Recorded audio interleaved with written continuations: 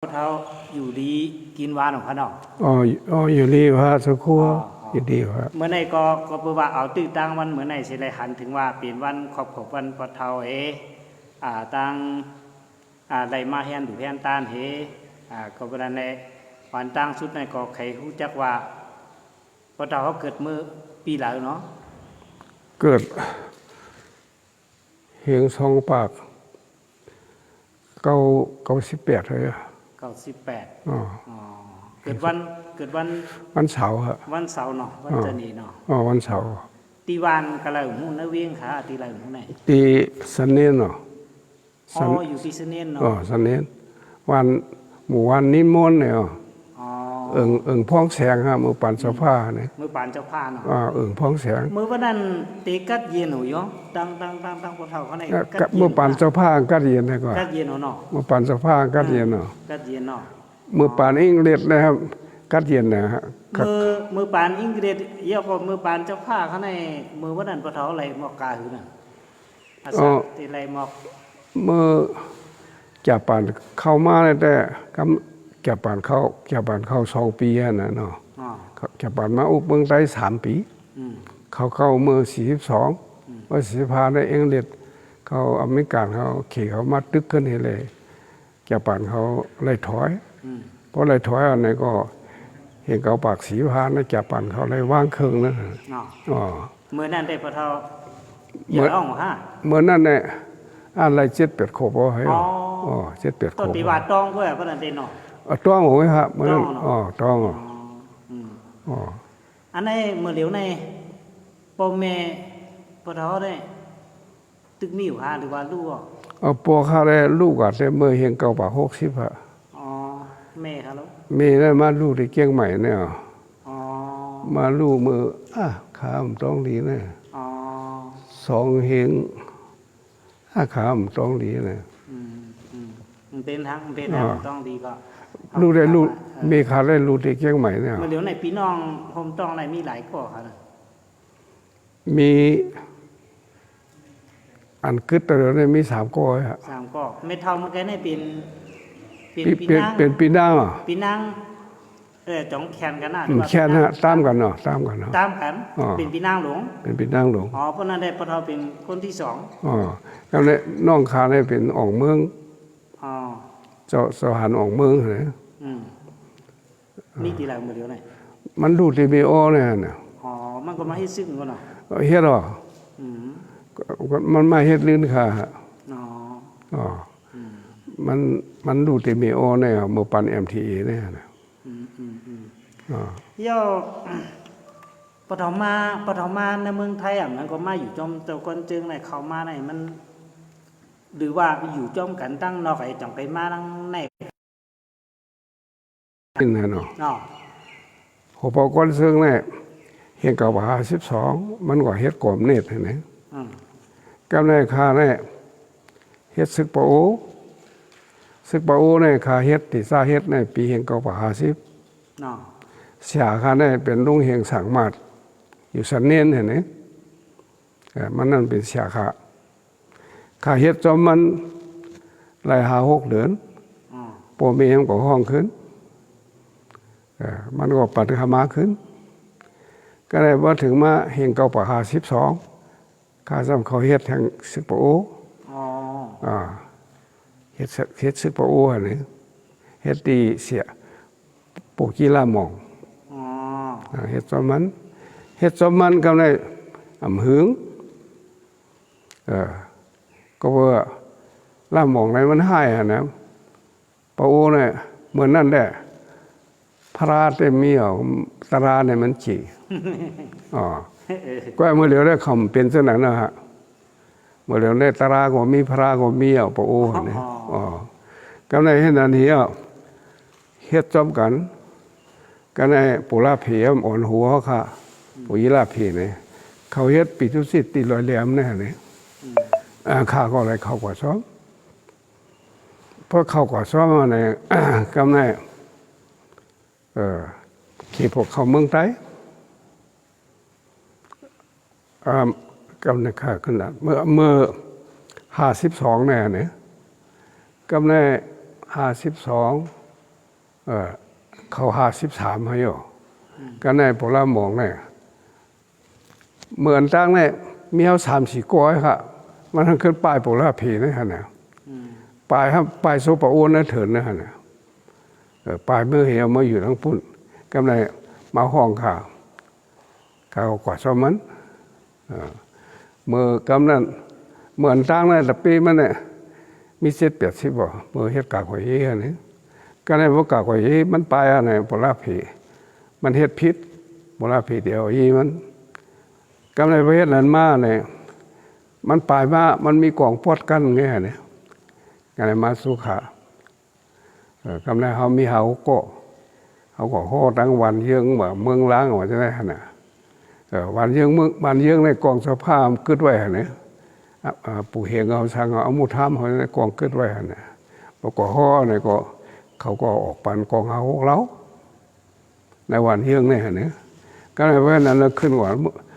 ตั้งป่าเฮ่ป่าปันพวกเนาะเพราะขึ้นทั้งนั้นเลยกะไล่แทงกองหลักๆเก่าเล้า10เล้าพอให้ในสกอมตัวมาแทงพอให้จะไหนมาในกำไร2ถึงเขามีคน17ก่อเนี่ย17ก่อเขาคำตาตังกาเมืองกึ่งเนี่ยเขาป่า53เนี่ยคำตาเมืองกึ่งพอคำตางามมึงก็เอาเนี่ยก็คำที่ลอยค้างนั่นนะพอคำเอาเนี่ยเขาเมื่อวันพี่น้องก้นลอยของคำท้องซื้อวันเนี่ยพอเขาเมื่อวันพี่น้องก้นลอยพี่น้องก้นลอยได้ลีเนี่ยนี่เพราะว่าเสือวิรัตศึกษาภาเจรัตศึกมันเขามาลัดเขามองสวนเนี่ยสภาพเขาในเก็บอักขรเขาเก็บอันไหนเขาเขาใครหันอะสภาในเขาเบื่อเขามองซึกปะโอเนี่ยเขาก็หมดละท่านี้กำไรให้นานนี้ซึกปะโอในวันนั้นพวกกวาดตันเนี่ยเพราะเขากวาดโทษนาทีมาเนี่ยเขาใกล้กว่าผิวโคของเพิ่นส่วนเพิ่นเฉพาะส่วนเราตั้งวันโทรบอกตั้งวันนี่นี่แหละในมือกูปอกเนาะมาเรียกที่ก็เป็นกันนี่มือกูปอกเขาปะโอมือกูปอกกันนี่ก็ในนั้นปะโอเนี่ยโบราณมองนั้นเพราะว่าข้ากับคำน้ำเต้งเนี่ยกลางค่ำหมก8 โมงเลยกว่ากับไหนข้าทราบข่าวตั้งมันเป็นโขเวทเนี่ยโขแผนเนี่ยนี่โขน้ำเต้งเนี่ยก็ในศึกษาผ้าเขาป้าเผยเป็นโขเป็นเยื่อดินในโขนั่นน่ะพอเยื่อเนี่ยเขา17ก้อนเนี่ยปู่หลวงเขาปู่ลามองเนี่ยปู่ยี่ลามองเนี่ยมันในปลายผาเขาไปแล้วตั้งแต่ปีกองคำแหลงเนี่ยขา2 ก้อยไปผ่าเขาเหี่ยวกำไรเกิดเขา15ก้อเขาก็อึบเข่าให้ซ้ำก่อนนอนไผ่เนื้อว่านขี้ขับไอ้โยมันเป็นเนื้อกุนปั่นแน่เนี่ยกุนปั่นได้ออกเมืองกึ่งเนี่ยนอนเนื้อลอยถ้ามีศาสตร์ที่กองหินเพิ่นเอามาหินก่อไว้กันไหนเขานอนกันนั้นเพิ่นนอนแล้วก็ได้มีเสียงหิ่งวูโมตั้งแต่พอเสียงหิ่งวูโมตั้งแต่ในก็เขาเนี่ยได้กินข้าวเขาว่าขาได้ข้ามเป็นก้นหลงเหมือนนั้นเสียทักษานวางเป็นก้นหลงเขาเป็นปะอูเหรอเนี่ยมันเป็นปัจจัยปู่ยี่ลามองได้ให้กันไหนให้นั้นสูงกว่าเขาลงย้อนกินข้าวลงย้อนหอกข้าวเนื้อวันเนี่ยลงพอเขาลงกว่าเนื้อวันเนี่ยพอศึกษาผ้าเขาหู้เนี่ยปู่ยี่เขาก็ผ่าเท้าเยาแต่เดี๋ยวนี้ตั้งในเขาก็ยำเผียวพอจะเมืองแรงมากก็หาตังมือขึ้นเนี่ยกว่ากำไรไม่ได้หาตังอะไรมาห้อมยำเผียวมาก็หูมีปุ่งก็เผาก็หมดด้วยมีปุ่งก็มีพอเฮ็ดเสไหนว่าไหนสิก็ยิบกองอะไรอึบเข้าตายเนี่ยเขาได้ห้อมขำอึบตายยิบกองให้อึบเข้าตายเนี่ยจะไม่เบิ่นมันมีทุก3เขามั่งโล่งเขาดิโล่งเนี่ยกำไรเกิดเขาก่อน15เขา10ก้อนเลยเขาโล่งกว่าโล่งในวัน กำไรเขามันต่างค่าเป็นปู่เขาเนี่ยต่างค่าเป็นปู่เขาคนช่างอ่อนเนี่ยว่ะคนช่างอ่อนอย่างนั้นพอลงก็วันนั้นมีหลังเฮิรน6 หลังให้หรอวันเด็กไงฮะก็6 หลังเฮิรนหลังอยากดังลงอ่ะเนี่ยรอบไม่เฮิรนเที่ยวรอบไม่เฮิรนหน้ากลางนั่นฮะตั้งออกมี2 หลังตั้งโต๊ะตั้งโต๊ะมี3 หลังเขาจิตจูแจดกันให้แนวเป็นใครเปลี่ยนปันตาไปตีเปี้ยงเต้ๆก็ผมใช้ร้อยก็ผมใช้อันนี้ก็ในไปเห็นนั่นเนี่ยข้างโฮตระบันก้นวันต้องย้อนหอกเขาป่า50เขามีก้นป่า50ก็ในสองก้นวันในส่งหอกเขาขึ้น100นั่นฮะก็ในเสียทักษะนั้นวันนั้นเป็นพระโอ้มันฉ่ำโลกมันเด่นนอนหนุน100นั่นขำอึบเขาค่ะเพราะขึ้นมือเนี่ยกำในเขาพี่ปันเขาหากว่าเนี่ยปล่อยเขาอึบตายกำในห้ามเยี่ยนได้เหรอฮะเนี่ยเมืองแรงมากกว่าปันเขาปันเขาก็ในหัวเขาอันเรือเจ้าเอากว่าปืนรกน้อยคู่เหเอาเผื่อไม่ห่มไม่ของเขามีกวน15นะครับว่าย้อนหัวเขาป่า50เนี่ยก็ในไปนั้นเมืองแรงมากเนี่ยก็ในเขาขาดออกมาทั้งยางลอยเนี่ยพอมายางลอยเนี่ยสมาหันเฮือนปู่เฮียงมี2 หลังไงครับมีตั้งห้องจ้องนั่นนะเสียงของวันตกจ้องนั่นติจ้องนั่นเขาเฮ็ดป้อยสั่งร้องปู่เฮียงก็มีเนื้อป้อยนั่นให้กำในป้อยแจ้งมาเนี่ยเขาขึ้นด้วยเฮือน2 หลังเนี่ยเขาขึ้นด้วยเฮือน2 หลังเนี่ยเขาว่าเนี่ยเจ้าเป็นเฮือนปู่เฮียงเขาก็มู่กันเนี่ยแต่หลังเนี่ยเป็นเฮือนลูกชายฮะเขาก็ปิดพักดูไว้อันเฮือนปู่เฮียงเนี่ยได้อมุธามนั่นไปไว้น่ะก็เพราะว่าเขาก่อนเนี่ยของเขาต่างเป็นค่าเป็นเสียเขาน่ะค่าคอนตั้งเพราะค่าคอนตั้งเนี่ยค่าเพียวตินโคไลเนี่ยก็มันยื้อค่ะมันอยู่ในหอแก้มให้ยื้อค่ะนี่มันนั่นห้ามหู้ค่ะของกองมันออกขนาดมันนี้พอกองมันออกเนี่ยข้าวหูเขาขาขึ้นกว่าพอขึ้นกว่าเนี่ยเสะเฮือนก่อนแล้วเนี่ยมีอยู่ค่ะมันมีในหัวแก้มมันไม่ออกเนี่ยขับป้าเฮือนค่ะนี่ออกมามันออกมาพอออกมาเนี่ยกำไรเขาจะว่ามัดให้ยาเป็นคนเมืองก็รู้อะไรมันเลยมัดกำลังทำย้อนศอกในเฮือนนั่นเนี่ยเอาไปศอกในเฮือนเนี่ยมันมาสุกแล้วก็ศอกกำลังเขากะศอกหัวแก้มมันเอากองไหลโผงเอาสัตว์กันโตจะคู่เขาละของเป็นปู่เฮงนั่นเนาะเขามีเข่งพักนึกสัตว์อันเสือนั่นสัตว์พักนึกเนี่ยมันเอากองซ่อนเขาแต่นั้นแต่สัตว์นั่นก็ได้พอกาเข้าว่าสมานชนแหลงไว้เหลืองไว้หันหางเป็นกองเขาโอ้ก็ได้เขาก็เอาออกมาพอออกมาเนี่ยก็ได้ผมมัดถ้วยหมักพังมันทุกมันยิ้มกูนั้นจริงกว่าแต่นั้นไม่3 ลูกอ่ะมี3 ลูกสักวางกูก็นั่นแต่85เนี่ยมันตันหันอายุเนาะก็นั้นเฮ็ดอันนี้พอเฮ็ดอันนี้เนี่ยก็เขาติมัดมันขำปันมัดขำหลมมัดก็ยาวเพราะฉะนั้นเนี่ยซอกในเฮือนไล่แทงกองเหล้าไงเนี่ยกองหากำกองเขทำไล่แทงหมากกอง2-3 ปากให้กำในโจมหนาฮะน่ะก็นั่นดีมากเขาป้อยสั่งร้องก้นแผ่นตาของเขาต่างหาเป็นเสียฮะน่ะเขาก็ป้อยสั่งร้องเขาว่าสารเป็นใต้เนี่ยก็ว่ามกว่าเพราะก่อนเนื้อป้อยสั่งร้องเนี่ยปู่เฮียงได้มันในปลายก้อยกะเพราะก่อนเนื้อป้อยสั่งร้องเนี่ยเป็นห้อยโค้งเงินโค้งค้ำสูมดีโหกโค้งเงินโค้งค้ำเป็นห้ำกว่าข้าก้มกว่าเนี่ยอันไหนปะทอลานี่เป็นปานมือปานปะโอ้อันเฮาเคยอู้เนี่ยคือว่ามือมาฮบตั้งฮูเปาหลวงก็จึงในห้ำเป็นตั้งนอกก็ห้านั่นก็อันไหนเป็นฮูเปาหลวงห้องมาห้าหรือว่าอัน ตีซ่าหกกำตังนะฮะสักโคไขหูเนี่ย อ๋อ ตีซ่าหกกำตังนั่นกำในเห็นเกาปาก56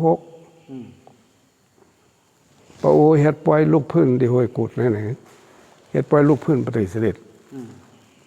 มันนั่นแน่ข้าเป็นเสียงเหรอฮะข้ามีคนเศร้าไปฮะ ปรากฏจึงไหนมือวันนั้นมันเป็นอีช่าง เหมือนนั้นมันเป็นกล่อมเนี่ย อ๋อ มันเป็นกล่อมเนี่ยก็ในปะโอแล้วกล่อมตั้งกล่อมเนี่ยได้เป็นมหามิกันเป็นอ้วยลีกันเนาะก็ได้เขาผิดปังกล่อมเนี่ยมานะฮะเหมือนนั้นมิ้นตองเนี่ยผมมิ้นตองเนี่ยเป็นมานเมย์ได้เป็นก้นหลงปิงเมย์เป็นใต้อ่ะเมื่อตีทราบพึ่งกล่อมเนี่ยได้พึ่งกล่อมเนี่ยเมืองมานในขาเนี่ยฮะเนี่ยหลังปฐกรสังหลังผมมิ้นตองเนี่ยเพราะพี่อะไรเขามาตั้งปฏิกรรมเมืองไต้อ๋อมือวันนั้นเป็นคอมมิวนิสต์กล้วยกาปะเทาซ้ำอยู่ในปะโออยู่ดีปอลูกคนจึงห้อง ห้องตาได้มาพร้อมๆกันมาฮบกันกับป้อยไงฮะอ๋อมาฮบกันที่ป้อยตัวหลานนี้ป้อยลูกพื้นปะโอน่ะลูกพื้นเจ้าผ้ามาฮบกันนั่นน่ะพอมาฮบกันนั่นน่ะเนี่ยกำในขาได้หูจักมันเนาะผมมูเฮงในขาหูจักมันเนาะเหมือนตั้งเนี่ยมือพ้องนั้นจื่อเสียงมันหลังอ่องก็ฮะเจ้าผมมูเฮงก็ไปโป้หลังฮะไปโป้หลังกำในเหมือนนั่นของเขาเนี่ยเขาอยู่ปอดเมืองตั้งปอดเมืองกึ่งปอดทกเนี่ยฮะนะอยู่ตั้งหลอกศอกก็ในปะโอเนี่ยครับอยู่ตั้งหลอกศอกในปะโออยู่ผักตั้งชานมาเนี่ยเปลี่ยนปะโอกำในทำเฮ็ดมามีกันเฮ็ดผู้ต้อยสีขันเพราะกว่าหาบยืมมันกับป้าตั้งมันนี่นะเนี่ยก็ในผมมูเฮงในมันเป็นโปฮะเนี่ยของมันเป็นแกมมิ้นตองนั่นนะเนี่ยซึกก็เป็นมันยิบเหมือนนั่นฮะเนี่ยก็ซื้อเนี่ยไปพอหลังฮะเหมือนอันเมื่อกี้ในเขายิ้มประทว่ามือป่านั่นเป็นโปลูกพื้นเจ้าผ้าอันว่าในจงใจค่ะใช่ก็อันในเจ้าผ้าของพระโอเขาเนี่ยมันมีอยู่ว่ามือว่านั่นเขาก็มีอ่ะนั่นก็ลูกพื้นเจ้าผ้าใต้เหมือนจังเมืองเจ้าผ้าเมืองปอน5เจ้าผ้าไร่คา5จังหือนั่นอันในอันว่าลูกพื้นนั่นเขาอีกคำคายไรเจ้าผ้าอันลูกพื้นเจ้าผ้าเนี่ยเขาว่าสิเขาติดซาลูกพื้นในเฮงเก้าปากสีเก้าเฮงเก้าปากสีเก้าเนี่ยซุ้มปฏิการเมืองเขาเนี่ยปฏิการเมืองเขาเนี่ยลุ่มหนึ่งในมิดิยานกุ้งลุ่มสองในมิดิตองกี้อันอยู่ที่ตองกี้เนี่ยเป็นอุผิวนะเป็นปะอุในมันเป็นอุกทางอยู่ที่ตองกี้เนี่ยในเมืองใต้เนี่ยไผ่ปะโอเนี่ยมันเป็นอุกทางอันไหนได้เป็นปฏิการเมืองเขาตั้งไว้มันก็หู้ตั้งในอย่างกุ้งมันก็หู้ก็ในซุ้มในเถิดเนี่ยซ้ำอยู่ในเถิดเนี่ยว่าลูกพื้นปฏิเสธพื้นเจ้าผ้ามันจะเขาพื้นเสน็จเขาไว้เขาพื้นลายเห็นลายสั่งเขาไว้ก็ว่าเจ้าผ้าเขาในเต็กเต็งก้นเมืองชาปางร้องเก็บขอนเก็บขอนขอนอุ้ยนสวนไฮนาตองจะได้เก็บเนียงจะได้เก็บขอนหมดนะอันนี้เขาเก็บซ้ำเก็บร่นเก็บเดือกว่าเขาลูกพื้นได้แหละเขาลูกพื้นเสน็จเขาไว้เขาก็ว่าอย่างนั้นนะเพราะฉะนั้นเมื่อเห็นกับว่า50ในข่าวว่าเฮ็ดสมลุงเฮงสังมัดนะมันก็อยู่ชั้นเนียนแค่นี้เพราะว่าโอ้เขามาเฮ็ดสมมันนี่ซึ่งเขาว่าน่ะไว้ในมาข้างขึ้นเฮ็ดสมกงละหมองนี่กับในผมมูเฮงเนี่ยเพราะว่าอยู่ในปะโอเนี่ยตั้งปะโอเนี่ยไม่เฮ็ดผู้ด้อยสิงเฮ็ดซึกโฮมห้อมกันนะเนี่ยก็หาป้าตั้งซึกสภาพป้าตั้งซึกมันกาซึกมันกาสภาพอะไรมันสุกกว่านะเมื่อกว่าในเป็นกาซึกมันก็มันแล้วเนี่ยยากาซึกมันกาสภาพนี่แหละตั้งผมมูเฮงเนี่ยเมื่อข้าไปเวียนก้นหลงได้ตั้งปะโอห้อมกันว่ายาซึกสภาพ3ปอกเขาอยู่ขี่กามาเนี่ยได้ยิ่งซึกสภาพ3ปอกโม ว่าเลยนั่นได้ยึดซึกมันไว้ฮะเพราะฉะนั้นในผมมูเฮงในขาหู้จักมันเหมือนนั่นฮะมันได้มูจักขาก็ในประมาปล่อยหอยกูดเนี่ยปล่อยลูกพื้นเนี่ยปล่อยปะโอลูกพื้นเจ้าผ้าเนี่ยนี่ที่หอยกูดในเมื่อซึกกำผ่าปอกสองเนี่ยอเมริกันเขามาเฮ็ดกลางเฮอร์วินฮะเมืองไทยปอดสารเนี่ยมาเฮ็ดกลางเฮอร์วินซึกในโรงไรนี่อันนี้หอยกูดในมันมีไว้เนื้อปีมีปุ่งฮะกำในประเทศนั่นเนี่ยปะโอเขาจะมาเฮ็ดปล่อยลูกพื้นที่หอยกูดเนี่ยหอยกูดในมันเป็นนาลินไร้ค่าตั้งเมืองกึ่งทราบกันตั้งหลอกศกก็ทราบกันตั้งหย่องสวยก็ทราบกันนี่หอยกูดนี่มาเฮ็ดปล่อยลูกพื้นไปเฮ็ดปล่อยลูกพื้นเสาผ้าเนี่ยวันนั้นแขกในมีกล่อมเนี่ยได้หั่นน่ะก็เลยนั่นแต่มีก้นเมืองก้นหลงเอิ่งอันผิดมาในครับก้นหลงในซึกในไงหั่นก็ในแขกในเป็นกล่อมเนี่ยมาเนี่ยก็ในปู่มิ้นตองก็ตัวปู่มิ้นตองก็มาหั่นนี่ก็ในจมูเฮียงนี่ก็มันเอาห่มโลมาของมันยิบซึกหั่นน่ะมันเป็นแกมปู่มิ้นตองหั่นน่ะเป็นแกมโฮโบเป็นมันยิบซึกก็เป็นมันเหมือนนั่นหั่นนี่ก็ในเพื่อนเนี่ยพอถึงเล่ก่อมเนี่ยทอตราเนี่ยมิ้นตองลูกคอปองฮอเนี่ยก็ในคำนางแถวดังหน้าเปิ้นพันคว้างยี่ไต้เฮาหลวงปู่โอ้น่ะตีนางเขาคาก็แล้วไม่ปลูกเฮ็ดแกมีต่างนางจังไงนี่เอาไม่ปลูกเฮ็ดอันอิงก็มีไม่ปลูกแหลมสองแหลมนั่นเนี่ยเพราะฉะนั้นเฮาขาดนางแถวดังหน้าก็ในมื้อตองมันขึ้นโฮตราก็ใน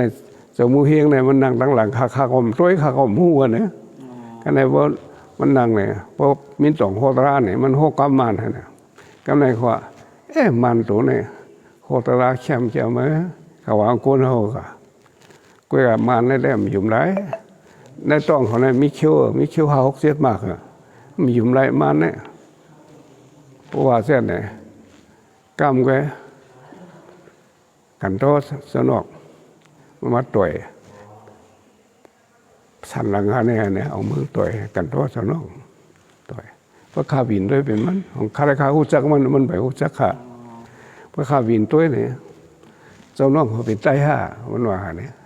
ออดไต้อ่ะจุ่มแถวเนี่ยตั้งแถวตั้งหลังนั่นเป็นก้นขาวเจ้าน้องซื้อขนาดเนี่ยปู่สั่งมาหรอการนั้นมันว่าเพราะฉะนั้นมากังคำมามันชอบแสบขาข้ากระทบกันตีลับๆนั่นได้เป็นนาที่เจ้าน้องเขาลงเจ้าน้องหาตียังไงก็เลยมาทบเจ้าน้องบอกโคกไหนกังคำไหนมาทบกันเจ้าน้องง่อยผีป้าก้นก็คำป้ากำไรเขาว่าเมื่อหบกันตีปีไอนอนเนี่ยของมันอัศแก่ขนาดนั้นเนาะเมื่อหบตีปีไอนอนเนี่ยโอ้มไรกันนั้นก่อมเน็ตมีกันนั้นนู้ปู่มิ้นตองอุทาเขาก็มีลาถ้วยเขาก็มีมันสร้างอุกกันนั้นกำไรเจ้าน้องหาตีงแน่เพราะฉะนั้นเรามีสลบจ้องไงเพราะกระอุบเนื้อจ้องเขาหมุนเจ้ามีหาก็คิดกันนี่พอเสียดายฮะก็โหมนะสลบจ้องรับสิงฮะไพ่ก็ไม่ได้ฮะก็โหมกันนั่นเนาะพอโหมกันนั้นในสมุเฮงในห้องมันกว่านั้นก่อมเนี่ยมันได้ขึ้นสินสันการเมืองเนี่ย3 เหรียญปอกตาเนี่ยปอกเรื่องทำขึ้น6 เหรียญกำในสภาพระยาการเมืองในมันเข้มหนาเนี่ยก็ในมันก็เจ้าน้องหาเนี่ยพอเปลี่ยนไม่ก็ไม่สมพงก้นสมเปิดเก่าเนี่ยเจ้าน้องได้ยังแค้นเนี่ยครับปู่ก็เป็นคนเมืองไทยแค่เจ้าน้องทำอยู่ในปู่ในป่ามาพระกำในเก่าในห้องก็อยู่สมบัติอันนี้กรมขยเฮ็ดข้ามันข้ากรมเนี่ยได้กรมขยเฮ็ดก้อยก็ซึกเจ้าผ้าเขาได้ลุกพื้นอยู่มันว่ามันนั่นมันเป็นเฮียงเก่าปัก57ฮะสาวน้อยเขาลุกขึ้นเนี่ยเฮียงเก่าปัก58ฮะนะก็เนี่ยเฮ็ดถือก็สภาพเมืองไทยเนี่ยเขาได้ลุกพันเหมือนเขาเพราะว่าเขาลุกพื้นมันเพราะไหนถึงหา2 เกาะหาหลูกหบกันเหมือนนั่นมาหาหลูกห้อมกันมันว่าหาหลูกห้อมกันป้อมเฮ็ดซะแน่มได้ ก็เฮ็ดคาเพิ่นสองน้องก็เฮ็ดคาเพิ่นว่าเนี่ยเขาว่าผู้ชายก็เบียงก็สภาพเขาลูกก็เพราะว่าเฮ็ดจอมไตเฮานี่ก็แค้นจ้าเฮาเป็นไตรู้เขาว่าแต่ตอนนี้เฮาก็เป็นตาปีเพิ่นก็เฮาเป็นแบบกุ้งก่อนเพิ่นก็เพิ่นใส่กวางแล้วกวางนั่นไตเฮานี่ปู่ก็ปี้กินน่ะมันว่าเขาเป็นตะปีมันนี่เขาก็อันเฮ็ดตะปีมันเนาะก่อนเนี่ยได้เขาก็อันเฮ็ดรู้มันพอเฮ็ดเสร็จแล้วนี่พอถึงมาเห็นก็ว่า58เขาก็ชาครึ่งที่ตรงกี้ก็ในปู่ปอหลงในชาติที่ทั้งปู่มิ้นตองเขาในเขาชาติที่จอกมีนี่นะชาติที่สีโพชาวันเดียวเนาะเลือนมีวันที่10เขาชาติที่ตรงกี้เขาชาติตรงกี้เนี่ยปู่ซึกมี2เฮงไปซึกอยู่ในเถิดแน่นี่ก็ในกองเขาได้เขาชาติปาก42ปากไป42แล้วเห็นไหมกำนันพออยู่แทงอินเนี่ยพอเนี่ยมานห้องเขาน่ะถ้าคนหลงเนี่ยนะอุลาผีเขาปูชันสูงเขาเนี่ยพอห้องเนี่ยมันว่าอย่างกองสูงเนี่ยสูยื้อเขาเนี่ยกองสูงมีเป็น2-3เหียงรู้สึกสูงก็เลยมาเอากองมาแหลกเอาลองกัดเย็นเนี่ยมันนั่นเลยว่าเอากองแหลกเอาลองกัดเย็นเนี่ยนะเอาหลักแหลกเอาดิโมคราซีเนี่ยกองนั้นแหละเฮ้หือสมาชากองปากไปแค่ที่ธรรมชาติแทงผมชามเลยชุกไว้เขาเหนือก็ไม่พอให้เสร็จมาตั้งหลังเนี่ยขึ้นชากอง4ปากไปหรือนั่นได้เขาว่าเมียพระอู้เขาแค่แข่งกอก4ปากไปเพราะฉะนั้นนั่นแหละเห็นก็ปาก59เนี่ยสกลเชิงเนี่ยมันออกมาตีเกตซีเนี่ยมาส้นตุ่มเสาลูก็ในตั้งเสาลูเขาที่มาเฮ็ดหนุ่มเสือหานเนี่ยเห็นก็ว่า59เนี่ยเขาลงมาในไปเมืองหูดีอ่ะอันนี้ป้าไปเมืองก็เร็วครับไปเมืองก็เป็นตะปีเสาลูนั่นนะก็ในตั้งเสาลูเหไปเมืองออกมาสองเขาไปเมืองเนี่ยมันเป็นตะปีเสาลูนั่นนะเสาลูเนี่ยมันเป็นลานสภาเกตซีเหรออันนี้ไปเมืองหูดีอ่ะก็ได้พม่าเนี่ยเขามาหอดเกียงตองเนี่ยมาหบดังคนแก่นู่ดังคนโตถาในตับสึกสิ่งใดเนี่ยคนแก่นู่อันตายที่เกียงใหม่เนี่ยเราเสียงซึกเนี่ยมาหบเนี่ยเขาก็ติมาหาหนุ่มซื้อขันเหมือนกันฮะเอามาหบที่เกียงตองเนี่ยนะพอหบงอเขามาอยู่ซ้อมกันนอนซ้อมกันกำนันเขามาโหยเย็นอะไรเนี่ยตับสหารน้อยอินมีกันนั่นนะตับหนุ่มสหารพอเขามากันนั่นเนี่ยเขาก็มาดื้อกันนั่นสหารน้อยอินให้เขาดื้อไว้กันนั่นสหารน้อยอินเขาก็มีคนสั่ง2-3ปากให้เยอะก็ในการซึกในเขาก็บ่แหลนเนี่ยก็ในสกลซึกในจ่องมาหลัดนี่ลงสะโพธิยาเอาเขาแถวกลางค่ำกลางแล้วซึ่งสกลซึกอ่อนเขาอ่อนเขาแถวก็ในมาอุบน้อยอินเนี่ยเราอินแน่การเมืองได้ข่าวหูยืมมันเลยเพราะฉะนั้นนี้เนี่ยหูปลงเขาเนี่ยส่งเข้ามาส่งมาหบสาวน้อยมาหบที่ลอยหมางค้างให้โยกระทั่งปังทองนี่ให้โยเพราะฉะนั้นนี้ส่งมาเฮ็ดหนุ่มซื้อขานนี่นะมาเฮ็ดหนุ่มซื้อขานไปตั้นหือในเหียงเก้าปาก59ดีเสียงหึมนั้นเขาเฮียงก็ปาก60หือเพราะนั่นดีกว่าตึกตาพวยอให้กว่า10ตาพวยอสาวน้อยใส่กว่า10เนี่ยก็ในสกลเชิงในเป็นคนอ่อนหูผัดไทยมันเนี่ยมีคางกองปูมันโนกองโลปินเนี่ยก็ในห้ามโปลาชินเนี่ยอันนี้เป็นคนสาวน้อยเป็นยามันก็ลูกน้ำมันเห็นไหมชะลูกตีตาพวยอเนี่ยมาชะก็ได้โปลาชินในตาพวยอเนี่ยเป็นมันเฮ็ดมันนั้นมันเป็นตู้ตาควายมูขนาดอยู่พวยอเนี่ยเห็นอันนี้มันก็หู้ตับได้เป็นมันเฮ็ดนะตั้งเข้าตั้งออกเฮ็ดซื้อป้ายามก็แล้วกองกูตองไว้ก็แล้วสายรวมไว้ก็แล้วสายรวมนอนก็แล้ว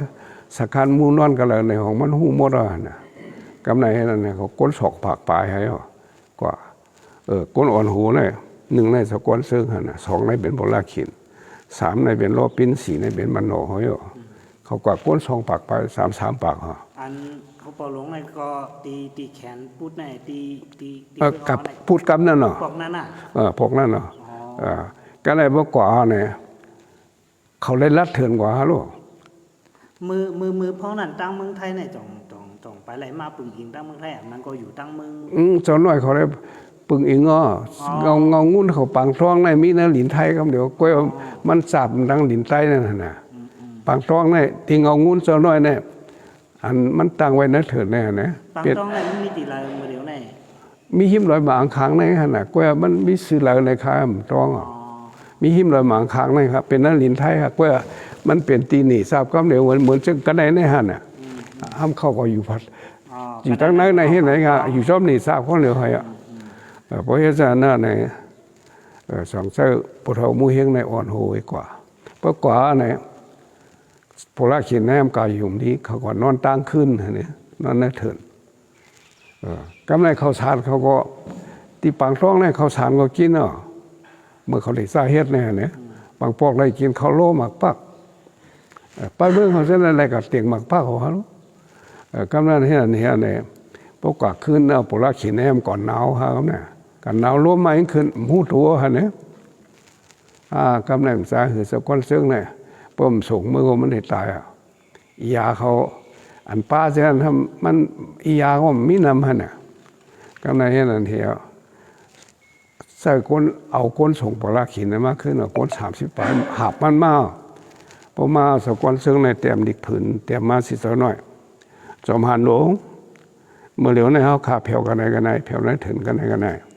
เขามีที่ไหนก็ได้ปูลาขินในครับอยู่ลีเหี้ยวล้มไม้ขึ้นป้อมไข่หูถูชิงป้อมส่งเอาปูลาขินในไม่ได้ตายเนี่ยขาได้ส่งปูลาขินในมาขึ้นน่าเรียนนะกว่าก็ได้ข้อ2ตาเพยโอเนี่ยข้าก้มยามเผียวมีปุ่งก้มมีโลปิ้นก้มยามเผียวมโนก้มยามเผียวเขา3 ก้อนเนี่ยเหมือนดังก้นตาบอดเราห้อมยามเผียวก็อันนี้เขาขาดได้เฮ็ดซื้อค่าการไหนว่าเขาปูลาขินมือเผียวมันเอาปูลาขินลงมาเมืองผางเนี่ยนะมาเขาห้องยาที่เมืองผางเนี่ยมายากันเนี่ยการไหนให้นั่นเหี้ยวก้นซึกเลยการมาส่งปูลาขินเนี่ยมันจะกว่าขึ้นนะอันปทมูเฮงก็รัดว่ามาขึ้นหน้าสุดเนี่ยพอส่งเผียวปางท้องเอาเผียวงงุ่นเอาเนี่ยก็มาขึ้นนั่นมันเป็นตาผลงงุ่นก็ตาลุ่มลาปูลาขินเนี่ยว่าเพราะนั้นพอกว่าขึ้นเนี่ยเจ้าน้อยในเต็มดีกว่าซื้อเจ้ามูเฮงอามิ่งก็แน่มจะอามิ่งมีห้างนางใหม่นะอามิ่งซึกถ้าเพื่อโอในสุดที่ได้เอาให้มันไหลก็เนี่ยอันเมื่อเตรียมมันนั่นเด็กเขาสารเขาก็มีเอานั่นน่ะ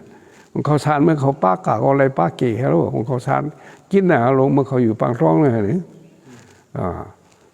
กำไรมีไตเขาทั้งวันสินใช่ไหมวันเปียงหวายใช่ไหมวันปิ่นใช่ไหมทั้งเมืองผางใช่ไหมไตทั้งในลักขึ้นส่งบันเขาไตทั้งในขึ้นช่วยเขาสภาพที่เลี้ยงหวายเนี่ยเขาช่วยนะฮะช่วยไตเป็นคู่ปอกเนาะหุยวันใช่ไหมช่วยเดี๋ยวเมื่อเจ้าน้องลูกพื้นนั่นเนาะก็นั่นเพราะเหตุนั่นเนี่ยเจ้าน้อยเนี่ยมันเตรียมดีกว่าเสียนั่นเอาให้ไรตาหวยออกเนี่ยป้อมเอาไรในเขาสู่อึบเขาก็อึบตายก็อึบตายสู่ละนี่เพราะฉะนั้นจะก้นเชิงในเสร็จแล้วมั้งเนี่ยเพราะฉะนั้นก็กว่านั่นนะเพราะกว่าในก็เนี่ยจะก้นเชิงในก่อนล้อมตับไปล้อมตับมันไว้เนี่ยตั้งแต่ปี2-3 กว่ามันเขาก็ตุ้ยกว่าดีกลางคืนแน่เนี่ยกว่าดีก็ตุ้ยเนี่ยลูกมันมีกาคือมีหลายลูกอันเขากับสืบกันมีหลายเศษแต่มันเขาเข้ากว่าเขา3 ก้อให้น่ะตั้งหลังได้แหละปู่มันโหทั้งโลพินเนี่ยเป็นค้างนะครับ2 ก้อนะเขาก็เป็นคุณฮันดงนะเจ้าน้อยก็เจ้ามูเฮงเนี่ยเป็นคุณฮันดงเลยครับมันหนุ่มเสื้อขาดเขาปั้นเนี่ยก้อยก็ผู้จัดการได้เป็นมันเนี่ยโพลาขินเขาเป็นคุณฮันดงเขา3 ก้อเนี่ยอยู่ปัตตานีมันเป็นคุณฮันดงกันจัดการกันนั่นนะกำไรโปรเซสเนี่ยสมูเฮงเนี่ยมัน บ่เสียงไหนเขาจมูกเฮียงได้เหมือนนั้นมันแข็งนะหลงโอ้หมอนหนุ่มเนี่ยโอ้มันแข็งฮะมันได้ไผซึกฮะเนี่ยมันกูฮะกันในประเทศน่ะมันเข้าหวานนะตาหุยอองอ่ะเข้าหวานลีด้วยกันในฮู้ร้องเหรอกันในเมืองที่เลี้ยงอ่ะมันใส่กวนก็ไปไว้กันไหนก็ห้องซึกหันเข้ามาห้องกวนเขามาเขามาแล้วเขามาเลยพอเขามาเสียก่อนทั้งนั้นเสียก่อนทั้งนั้นให้ปู่มโนเขาลบปิ้นเขาเสียก่อนทั้งนั้นกันในนี่แหละเขามาแทงก็2-3ก็อะไรกำในเขาจะได้ไปตั้งเขามาเนี่ยมาทำตื่นแล้วนะประมาณตื่นแล้วมาทำมาทางหลังมาในห้องกับศึกนะผมมาทางหลังเนี่ยกำในเมืองเลี้ยงเอาเนี่ยมันก็เอาหมักป้อม2 ลูกกันโตๆละหมักป้อมใส่เอวแหวงเนี่ยไปเอาขึ้นมาล้าง2 ลูกเอาชวบตื้อเราครบเนี่ยมีเอาขึ้นตืดพอตืดเราก็ผ่ายกวาเนี่ยปืนลงปัดแรงมันนั่นมันมีอยู่เนื้อปัดแรงมันนั่นเหรอปืนลงผ่ายซ้ายเนี่ยเอาปืนกระลังไหนหมักป้อมเอาแตกล้าง2 ลูกว่าเนี่ยมันแล้วลูกได้มันแล้วลูกได้ตีโออะไรเนี่ยของเขาก็มีก้นน้ำเรื่องลูกเขานอนนั้นมี3-4 ก้อไว้นะเขาบาดกูก้อว่าหรอกำในเวรอันเหี้ยสาวคนเสื่องเนี่ยมันก็ห้องตั้งหลังเขามาแหละลบปิ้นเขามาโนตา2 ลูกนั่นแหละเขาโอเลยก็มันว่านี่เขาก็โหเลยอ่ะก็ได้อายอันอยู่ตั้งหลังมันเนี่ยมันทำขี้ยานมันไปออกเป็นอินนะพวกไปออกอินมาในมาสมึงห้องกับศึกในผู้มาฮอดกันนั้นก็ยื้อนะพอยื้อเนี่ยดูซึกหาเนี่ยไปเยื่อเป็นเก่าเนี่ยมันว่าใช่ไหนแต่คนเสื่องเนี่ยพวกหาปิ่นโตให้เนี่ยก็ปั๊บเป็นแขนนะปั๊บเป็นแขนอย่าปีเมนโลเนี่ยมาเนี่ยสั้นตะบุกเนี่ยนะเพราะว่าเสื่องเนี่ยเป็นมันก็หัวเนี่ยกันเนี่ยมันก็ขึ้นยื้อมันหวาดเจ็บหวาดเจ็บว่าหวาดเจ็บว่าแขนซ้ายไหนนะดีเลยมาเต็บเนี่ยเขาว่ามันหวาดหลายๆเว้ยจ้าเมื่อวันนั้นเด้อันนี้บาดเหี่ยวเนี่ยมันก็มันได้ยาวอินมันได้ยาวอินฮะจะครัวบ่ขัดหลับกำในก่อข้ามมันวันนั้นทำเป็นเสียวุ่นเนี่ยเป็นเสียวุ่นในจุ้มเองในจุ้มจะก้นเชิงก่อนไหมอ่ะก็ได้ก่อข้ามในเมืองตั้งเมื่อเขาออกสร้างป่าอันตั้งเนี่ยมันทำเป็นขุนหารก็ได้กับย่าไฮเบิ้ลอึบเขาฮะน่ะกลุ่มชาติในกำอึบเขาเหมือนนั้นกับย่าไฮเบิ้ลเดิน11เนี่ยเปิ้นแตงมันทำนำฮะน่ะก็ได้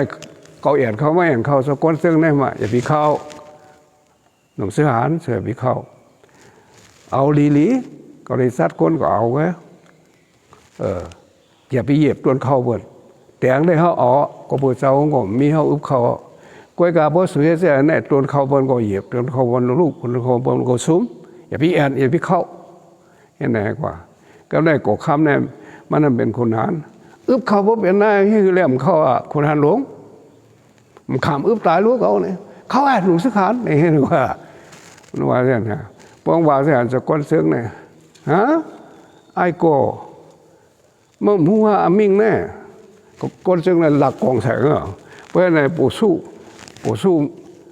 หมอกล้ามเนี่ยมันอยู่เมืองหน้าเนี่ยนะเป็นก้นสาวน้อยเต้ๆฮะเนี่ยมันกว่ามันทำกับซ่อมหัวปอลงฮะนะก็ได้แต่ก้นมันถกจากกองสาวก้นเสืองเนี่ยถกปากมันคือนี่ไหนอีคือนี่ไหนฮะกดค้ำมาอยู่ตรงหน้าด่านหวังเหนือฮะนะกองเนี่ยเพราะฉะนั้นในกดค้ำเนี่ยก็นอนก็เพยให้ฮะนะจะมูเฮงยี่เหรอจะมูเฮงยี่เหรอเนี่ยนอนให้เนี่ยฮะนะก็ในเห็นนั้นมาขา2 ก้อนเนี่ยโพใส่กันฮะนะหล่อนช่องเนี่ยกดค้ำเนี่ยเป็น10 ตันฮะลูกกดค้ำเนี่ยตั้งหลังมาเป็นสายล้มเจ้าน้อยเนี่ยฮะนะสายล้มลงฮะนะเป็นอุกฉุกไผ่สายล้มมันเป็นคนสีโป้เป็นน้องสาสายอ่องทุนอย่างกรุงแน่สาสายอ่องทุนนั้นตึกตายแน่เนี่ยเขาเป็นลูกพี่ลูกน้องกันเพราะฉะนั้นไหนอะไรกว่าคำในมันทำเป็นชาวหุ่นกว่าคำในเนี่ยชาวหุ่นนั่นตับสะก้อนเชิงอะไรก็เดี๋ยวฮะก็ได้เพราะว่าสะก้อนเชิงบาดเท่าไหร่มันพอลุ่มล้าหลีฮะน่ะ ยาของมันบ่ซ้ำบันลีล่างของมันบ่ล่างบันลีของไรหับมันได้เถิน3-4 วันเท่านั้นก็ได้พอมาหอดปางท้องเนี่ยเมียนเอาหันแขนในเขาลงมาเมืองผาง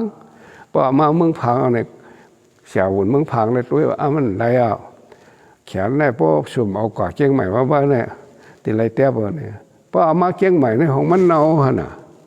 เปิ้งเน่าเปิ้นก็ย้อนเตี้ยนะเนี่ยพอเปิ้นย้อนเตี้ยเนี่ยกำไรสาวน้อยเนี่ยมัดด้วยเอาหันเนี่ยมัดด้วย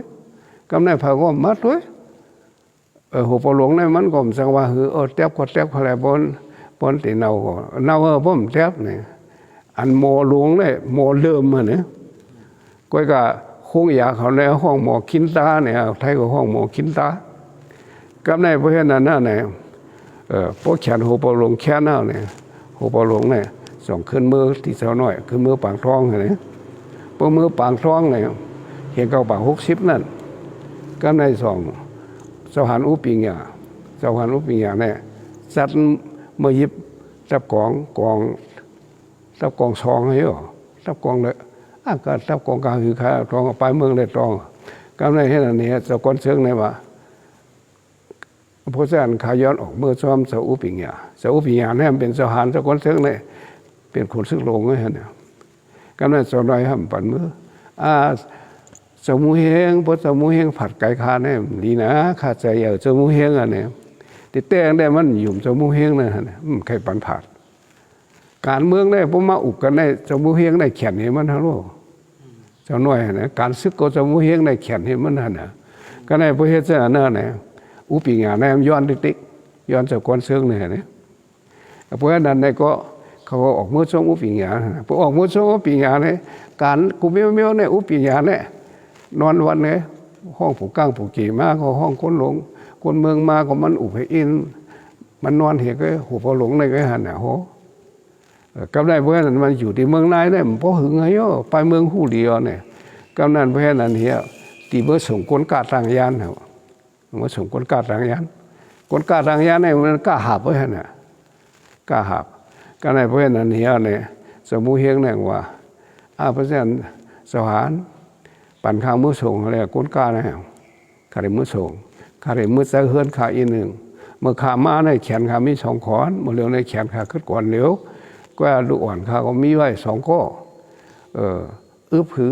อก็มั่วก็อึบแล้วเดี๋ยวอึบเข้าได้ที่ทุกข้าอยู่ที่ทุกข้าไว้เนี่ยขาเรมือส่งก้นกะเพราะฉะนั้นก็อุปิยาวเมื่อส่งก้นกะพอส่งก้นกะยาก็มามือใส่เฮือนก็มาขึ้นมานั่นน่ะคนหันหลงนี่ว่าก็ได้เมื่อสมควรกล้าเนี่ยมันมาขนาดก็ได้พระกรเสียงเนี่ยพอเมื่อเผียวตั้งทุกรายคาเนี่ยเผียววันป่ามิ้นว่าไงมันเมื่อนอนกันนั่นกันในวันป่ามิ้นนั่นเมื่อใครซึกว่าโอ้เนี่ยก้างม้วนเนี่ยมันเป็นก้นขาก้างป้อยเนี่ยก็เป็นก้นขามันเมื่อนอนกันนั่นน่ะเมื่อนอนเฮือนก้างม้วนนั่นเนาะก็เนี่ยกำไรมันทำคอลองการเมืองการศึกษาแน่เนี่ยเนาะพอเท่านั้นกว่าก็เลยก็เหมือนนั่นเนี่ยมันอยู่ลายฮะเพราะกว่านั้นมีกองไอ้ก็มันหัวโจมาปนันประกาศถึงติก็ได้ก็คือว่ากำมันตียาวกว่าแถวเนาะกำไรมันกลับกันฮะยาวที่เลยเป็นยาวเพราะสักคู่ใครคู่ได้อันเนี้ยก็ในประเทศนั้นเนี่ยเขาเมื่อเพราะเขาเมื่อในเมื่อหอดป่ามิ้นเนี่ยกำไรเมื่อซิวห้องกลางม้วนห้องกลางป้อยในเฮ็ดก็มันห้องเฮ็ดซึกก็มันกว่ากำไรกลางม้วนห้องกลางป้อยหันแหลมว่าเฮาขาดเลยปู่หลวงเฮามีหารู้พวกแล้วข้างปู่หลวงเฮาข้ามสังเฮ็ดค่ะปู่หลวงเป็นพระเป็นปู่สังมาแล้วนะหาทางพูดสักกันนะหั่นน่ะเพราะฉะนั้นก็มันเต็มดิกปันค่ะเต็มดิกได้เป็นไปเมืองได้ก็เต็มไปเมืองเป็นผู้มาโชตูเฮารู้เหมือนนั้นบ่เต็มมาเนี่ยเสาน้องก็เฮ็ดหนุ่มซื้อหารเหมือนนั้นมันได้แต่เดี๋ยวนี้ก็มาเผียวกันไหนเมื่อเขาการในแขนเขามี2 ขอนเจ้าน้องก็หันหนูรู้เมื่อเดี๋ยวนี้แขนเขาขึ้นมาคนเดียวก็เป็นหือมีคือก็เจ้าน้องมาทบขากรรมเนี่ยมาทบปีอายกรรมเนี่ยมันนั่นหาห้องกันปีอายน้องให้เงินนะตีเต็มมือแต่เจ้าหูสักกันนะเพราะเห็นนั้นไหนขามาทบตีวันเยื้องนำกัดอะไรพอมาทบกันนั่นไหนเหมือนตั้งในขาดทบปลูกว่าคนปลูกว่า ลูกที่ปู่หมองมาสมาหัวคนจะก้อนเชิงไหนคนจะก้อนเชิงเสือเย็นเขาชาเสียนเขาจะไหนมีไว้มันจะเอากองไว้ปันเขาจะกองมี61กันฮะเมื่อปันกองเนี่ยมันไม่เกิด61กันตั้งกองปวดกันสัมปันชาเสียนเขาเสือเย็นเขาปู่เสือห้าเขาจะไหนซิมไว้ฮะนะกำไรมันจะมาหนุ่มสักขาเนาะกำไรปู่ว่าในลงมาส้นถุงเขาเสือเย็นเขาเนี่ยออกสู้ปู่ว่าเนี่ยฮะนะกอง60ปลายเนี่ยกำไรพวกเฮ็ดเส้นมาเนี่ยโซที่หมดหักฉุงเนี่ยเป็นในปะอูมันเป็นผายเมืองเป็นใต้ก่อนดังค่ะกำไรมันเนี่ยสมาเฮ็ดซึกไตมาเฮ็ดซึกไตเงามันตั้งไว้บ้านซุ่มปิวโซที่อภัยเนี่ยกันมาห้องขาเขาว่าคำเพชรมาเลยเขาก็ยิบไผ่เมืองมันก็ยิบไผ่ซึกมันวางค่ะคำเพชรกันมันต้องกว่าเฮ็ดฮะนะป้องกว่าเฮ็ดในตั้งปู่ว่าเขาในเขามายื้อกันฮะตั้งเสือเย็นเขาจะไหนยื้อกันในวันเยื้องเนี่ยนี่เป็นป้อยตึกกันเนาะฮะกำไรสก้อนเชืองในมันเข้าเมื่อนั่นฮะว่าเข้าเมื่อไหนมาห้องขับมาห้องเอาฮบเขาเมื่อฮบนำกัดนั่นไงคำนั้นเนี่ยสก้อนเชืองก้นหวานธรรมราชนะปู่ซื้อให้เป็นก้นผมว่ามีอยู่พระเรือนสีมาลาดสก้อนเชืองเห็นไหมกันในพอมาลาดในห้องเขามาสุขะปู่ซื้อให้ในก้นผงเปลี่ยนชื่อซื้อพอลาดของเป็นก้นมันหู้เนี่ยกันในพอมาสู้เนี่ยครูปลงเขาเนี่ยใส่ก้นปะยาไม่สอกก็ต้านเขามาแล้วเนี่ยพอมาเนี่ยว่ายึดเขาเนี่ยสู้เป็นไอ้ข้ามห้าเนี่ยอันก้นหมดเราฉุงเนี่ยเป็นไอ้ข้ามอันอยู่ในวันเยื้องเนี่ยนะมันเป็นไอ้ข้ามห้าว่าเป็นไอ้ข้ามเขาเยื่อเนี่ยมันซ้ายเขาเป็นก้นจะมูเฮงเอาไปก้นมูเฮงวางกองสุไรวันนั้นกำลังบ้างเขาว่าอย่างก็เขาถึงเมื่อถามปู่มูเฮงก่อนเมื่อถามก้นหลวงเขาก่อนก็ทำเกิดไปกันก็มาถามว่ามาถามเนี่ยว่ามันเป็นโชน่าเนี่ยมั้ยว่าจะก้นเชิงเลยว่าไงว่างปัดนี้พอว่างปัดเครื่องเอาเนี่ยเขาก็เอากองเขา2กองบางเขามาเนี่ยซอกตินถอดเขาเปลี่ยนขึ้นมาเนี่ยไอ้คำมีหลายเนี่ยเนาะกองไหนมาด่ะก็จะก้นเชิงเลยว่าข้าก็นั่งกันนั้นไงข้าได้ข้ามีกองปอดหันน่ะข้าเสื่องไว้จะก้นเชิงห้องข้ากว่าข้าปลากองปอดก้นข้าก้องปลากองสเตอร์ที่ใส่ไว้ในโถงหาได้นั่งภายในพิงไพ่เงาของก้นบ้านนั้นหูจักขาเนี่ยก็ปู่หลวงมานั่งในจะก้นเชิงนั่งภายเนื้อพิงไพ่เนี่ยนั่งดังหรือเพราะฉะนั้นปู่เสียหายเขาเอ็นมาพกปักตูนั้นมี2ตูขึ้น2ฮะเนี่ยเอ็นของมาของปลอกริกเนี่ยกองเขาในเฮ็ดอังกัดมาเนี่ยตีมาก็เลยสก้อนเชิงว่าโซน่าเกานี่กำไรพวกมานั่งเนี่ยก็เกานี่นั่งลงนี่พอเป็นแถวได้นั่งนี่พอเป็นอูเขาได้นั่งนี่มันห้องอูเขาก็แบบนั่งนี่อูเขาก็ได้พวกหลอมตัวให้เลยมันหายอ่ะนะก็ที่แขนอูเขากึดขวัญก็ล่ะนี่มันหายฮะเนี่ยบันหายสมุเฮงเลยว่าโซน่าไม่หายการเมืองของก็แขนเขาเรียกว่าไม่หลหายถอดซอกตินสู้เหนอนดังนั้นเนี่ยสู้นอน2นั่นเนี่ยย่ำหลไปสู้บักกองสอออกหมดเลยสู้สร้างมันในกวงลูกสะก้อนเสื่อมว่าเอาออกว่าพวกเป็นอู้เขาได้หูเอาออกเขาขาพิษเราฮะลูกกันโตหาอู้เขาเนี่ยมันคู่ไปไว้สะก้อนเสื่อมเขากันโตหาเขาเมาเหล้าหันเห็นอะไรฮะสะก้อนเสื่อมเนี่ยขึ้นห่วมกันนั่นฮะพอห่วมกันนั่นเนี่ยสะก้อนเสื่อมเนี่ยป้วนลงกับเมืองล้างก็สู้ผมว่าขาได้ขามาขึ้นเสนเน้นก็ขามทบไปก้นปู่ว่าเขาร้างปู่เสียนเขาเลยทบกันปู่เสียเย็นเขาเนี่ยข้าว่าขายเฮ็ดจ้องเขาอยู่ก็ขาซ้ำเกี่ยวเขาซ้ำมีหมู่วงการเมืองสังกันเนี่ยผมมาเนี่ยก็เสียนในมาละปู่ลงได้ไรเฮ็ดจ้องเขาข้ามอยู่ในปู่หันกล้องปู่ลงส่งขึ้นไว้เขาว่ามันคือเท่าชาหมดเรารู้เหมือนสู้น่ะสู้ก็ชารู้เป็นกล่อมเนี่ยเท่าชาวันเดียวนู้เขาว่าเฮ็ดก่อมบามเฮ็ดก่อมบ้าตอนแรกก่อมไปเฮ็ดเขาว่ากำแนบรัดพดตกหานน่ะเพราะว่ากองปลงมีในไปแน่มาบ่มีได้เฮามัดปลงประสบใครมาน้ำมัดตะเหลียวเนี่ยจะเป็นหางเขาก็ว่าอย่าง วันนั้นของข้าก็ตึกหนุ่มเลยนะกำไรเขาก็บริษัทนะคล้องสวยเนี่ยลูกนับปลีออกมันว่ามันแต่เสด็จรู้ใต้ห้องกันฮะอุกันดีอะไรเนี่ยข้าผู้อุบดีก็อุบดีผู้สุขใครมาแล้วมาอ่ะเขาไม่โกน30 ปลายข้าให้เขาขาโกน4 ก็กำไรเพราะว่าเขาอามาของเขา4 ก็เขาป้าไว้กองปอดโก้ฮะเนี่ยข้าก็อันเยื่อก็เลยเพราะนั้นเหียมันก็ขึ้นด้านดีแสบเสียนเนี่ยมันชอบก็เลยของผู้สุเฮ็ดผู้เฮ็ดจำเขานาทีจะได้ปลงถึงไรทิ้งคืนมันว่าเนี่ยถึงไรทิ้งคืนพอทิ้งคืนไหนใครชาปังร้องชาใครผูกยาพินผูกพาใครสู่ยาก็สู่เนี่ยอันไหนมันเมียนคายอีเรื่องน่ะเพราะฉะนั้นในกฎการเมืองจะในหนุ่มสถานเป็นอันตู้ไว้เนี่ยในสายขาในว่าเนี่ยนะก็ในว่าสมุเฮงในมาเนี่ยของสมุเฮงในห้ามมืดกันไว้ต่างเนี่ยทบกันที่ห้วยกูดเนี่ยดัดกันไว้ต่างหัดตกลงกันไว้ฮัลโหลพอตกลงกันไว้เนี่ยก็พอมาห้องขาเนี่ยก็มันออกวางขากำไรไผ่ในก็เมื่อหลุดซีน่ะไผ่ปะโอ้เนี่ยไผ่โมทักคิงเขาเนี่ยก็ในไผ่ปู่ว่าก็มากกว่าเขาซ้อมเหรอโอ้ยก็อยู่ซ้อมกันนั่นนี่มันวางขาเนี่ยข้าก็เข้าออกที่ปู่ว่าเนี่ยขาก้น4 ก็ฮะไม่ได้เท่าขาในกองหากันกองปอดขากันกองยาวเนี่ย4 กันก็ในกองขาได้มี30 ปลายเมื่อปานปะโอ้ขาซิมแบบเป็นกองลีหลายๆในชาเนี่ยซิมไม่ทำตั้งยางใช่ไหมปันกันหันนั่นนะยางในปลูกยี่หันตือเขาจะได้เป็นไผ่เนื้อคาลูกเขาเป็นบุ๋งมูหันเนี่ยบุ๋งมูป้อมเขาจะได้ข้ากับซิมกองเนี่ยข้าเขาทำหนีเขาซิมไม่กันนั้นซิมไม่กันไหนกับซิมไม่เนื้อเงือบหางวานนั้นมันเป็นเงือบอันที่ไหนนะเพราะเขาตึกนั่นซิมไม่กันนั้น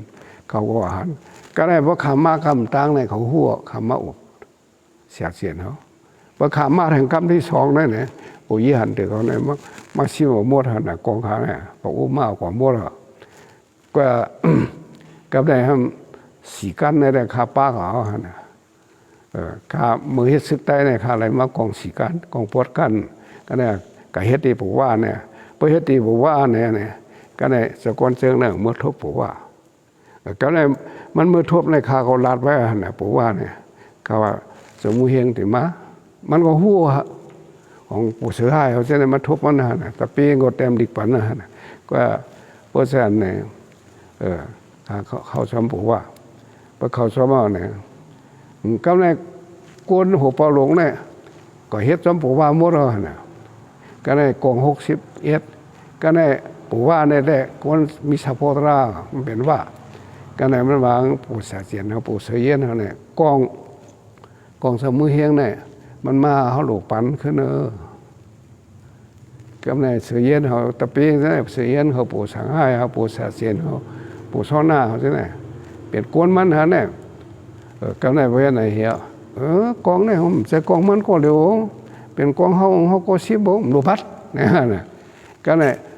ปู่ว่ามากองปอดเนี่ยปันขึ้นเลยสมุเฮงมันแขนขอนเดียวก็มันนั่นเมืองลูกหนุ่มเสียนเมืองเนี่ยมันในป่าหลงกองปอดมันในป่ามันป่ากาเปียงไงฮะเนี่ยก็ได้พระเจ้าเนี่ยเขาว่าปันพระเจ้ามาอยู่ซ้อมกันสมุเฮงเนี่ยสะโพกร่างดีนะฮะลูกพระเจ้านั้นมาสองมาตั้งฐานะเพไมหะนั่นหนุ่มซื้อหานอยู่นั่นซะน้อยตั้งหาก็มันตั้งโกนปู่ว่ามาตั้งฐานะเพไมหะประตั้งเอาปู่ว่าเข้ามาแล้วแน่นะปู่ว่าในข้าเล็กอุบแน่2-3 วันเนาะตัดที่ตั้งฐานะเพไมหะเนี่ยนี่ตั้งตัดทุนปีตัดทุนเนี่ยนะปีตัดทุนเนี่ยเป็นผู้หมายมันเนี่ยหาช้างล่างนี่มันออกที่ป่องเสือพอป่องเสือมันก็เข้าว่าเขาในฐานะเพไมหะก็ในสกลเซิงในเป็นผู้สักการฐานะเพไมหะได้เป็นหนุ่มซึกหานครับเพราะเฮ็ดจะไหนเนี่ยเจ้าน้อยปู่ว่าในเป็นเกียมมันเนาะเป็นเกียมไผ่ซึกนะยิบซึกกำเนิดตั้งไว้ฐานะเพไมหะอยู่ในหนุ่มซึกหานพอเฮ็ดจะแล้วก็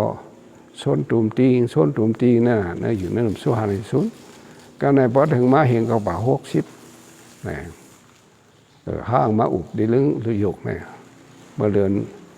หามาอุบกำตั้งในเดิน4ร่องตั้งสกอนเชิง เหมือนนั้นได้ตั้งฐานะเพไมหาครับมันเป็นฐ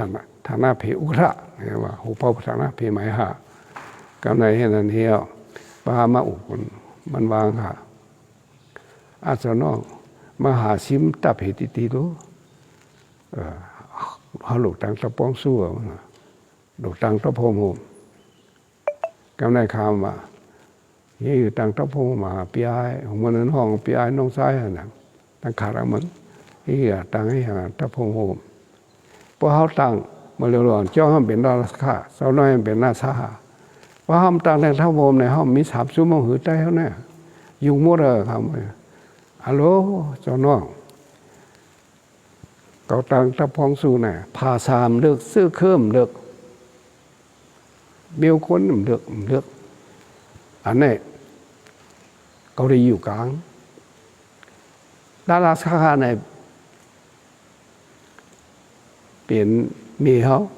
หนุ่มเสื้อหานเจ้าน้อยในเป็นโปเขาโปมีเขาเฮิรนหน้าเฮิรนเดี๋ยว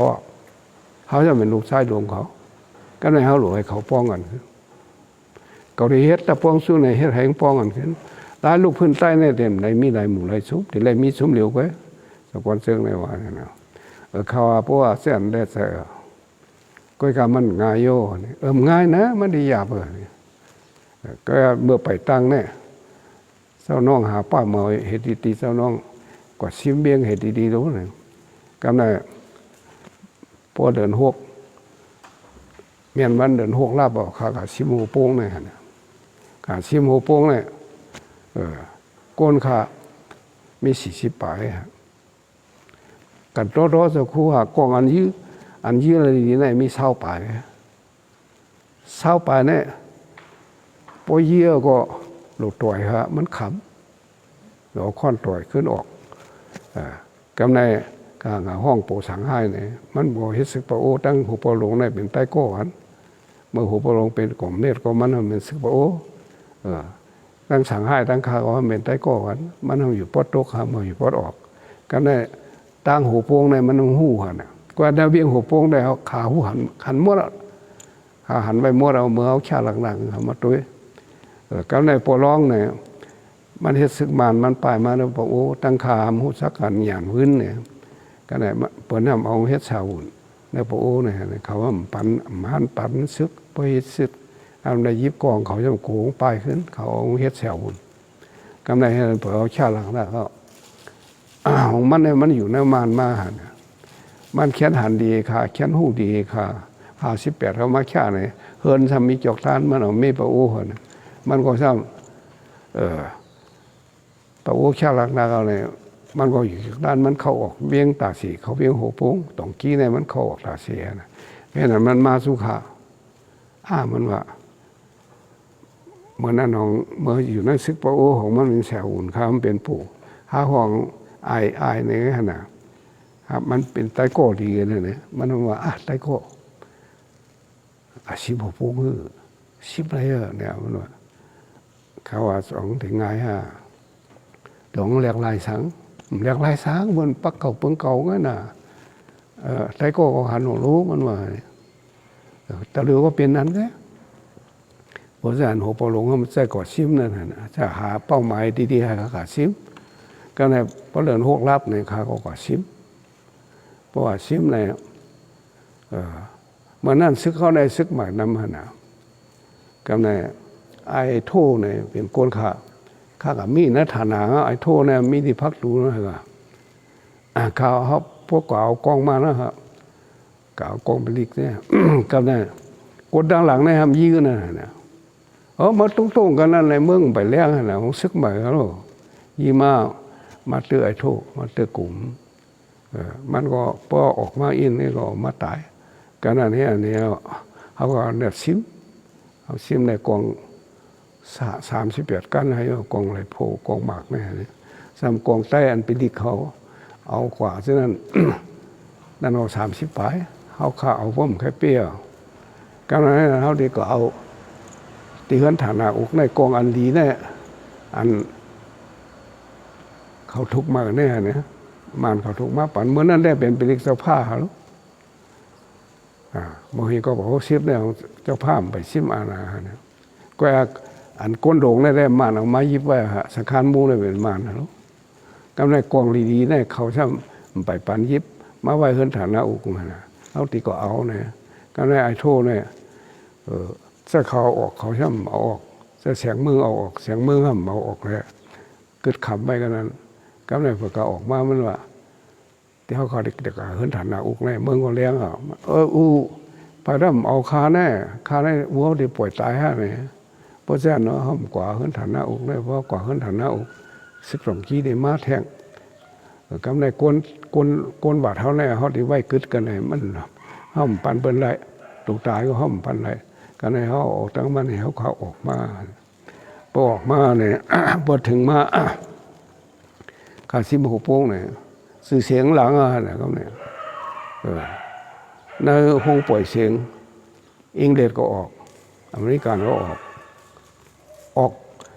ข้าซิมกลางไหนเพราะกลางวันมาจึงมือพุกออกคำเหนียวหน่ะเขาพอออกเขาไหนก็